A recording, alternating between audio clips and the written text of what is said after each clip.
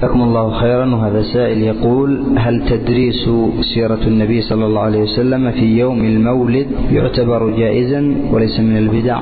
الجواب: إذا خصص الشخص درسا في سيرة النبي في يوم المولد هذا خطأ.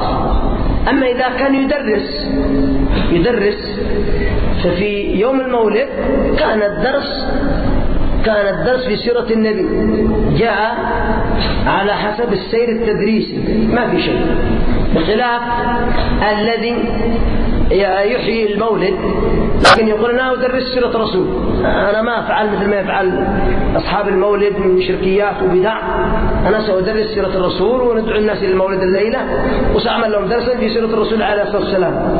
نقول هذا ليس بسديد. فاليوم الذي هو يوم مولد لا نجمع الناس باسم المولد، ولو قرأناهم قرآن ولو علمناهم قرآنا لا نجمعهم باسم المولد، لكن ندعو الناس إلى التعلم قبل المولد وبعد المولد، ونعلم قرآنا وسنة سيرة وغير ذلك والله المستعان.